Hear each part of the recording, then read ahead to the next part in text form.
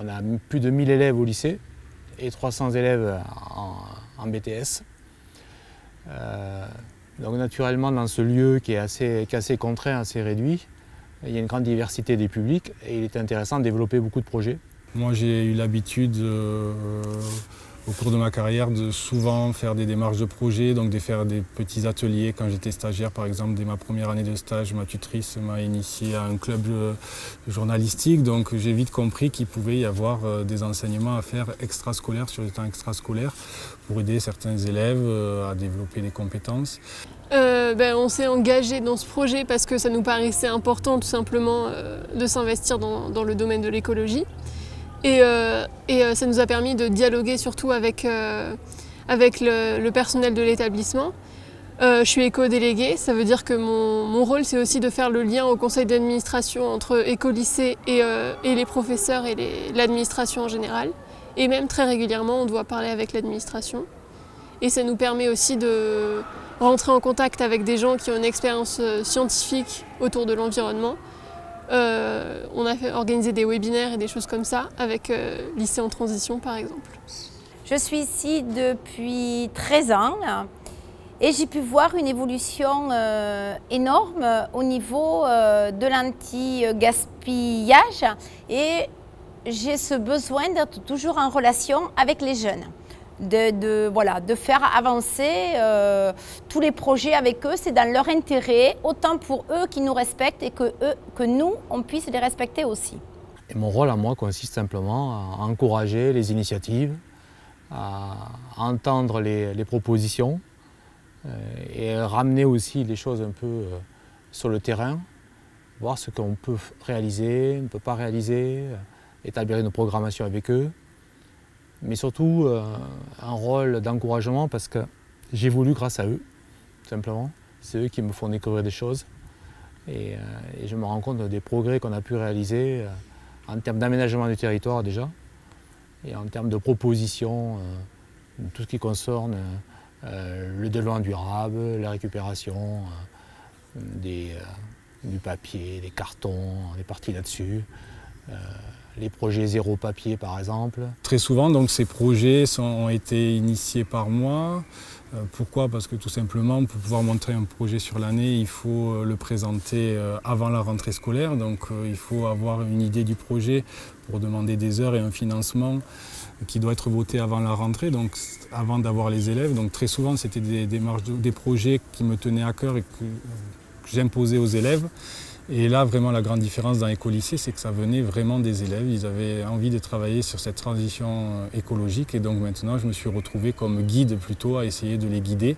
Il me semble nécessaire, avec les enjeux climatiques qui sont les nôtres aujourd'hui, de devoir mettre un peu l'environnement au sein de notre atmosphère de travail.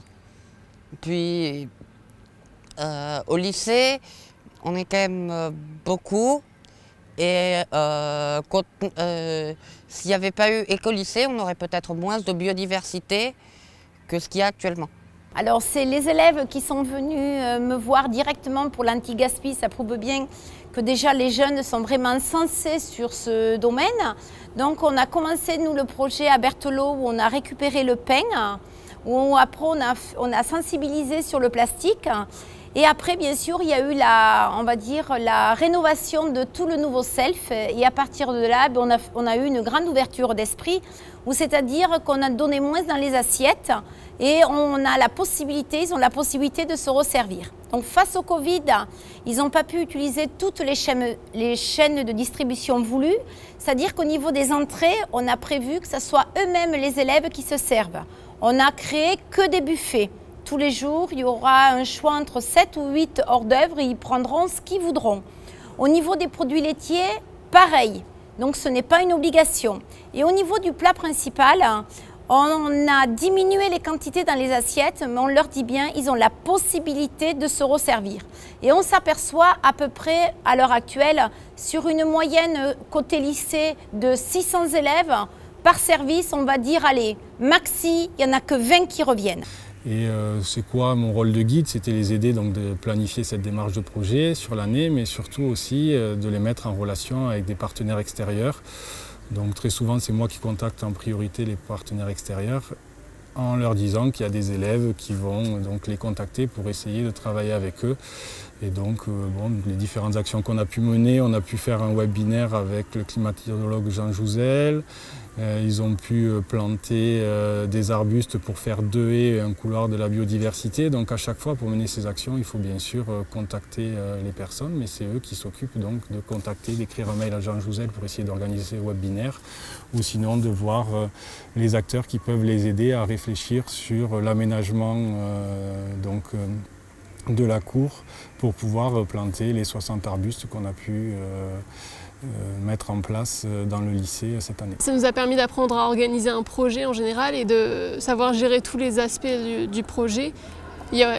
Quand on a organisé la plantation, il y avait l'aspect commander les plantes et organiser la plantation, mais aussi l'accord des professeurs de sport qui utilisent le terrain, l'accord de l'administration, du proviseur, etc.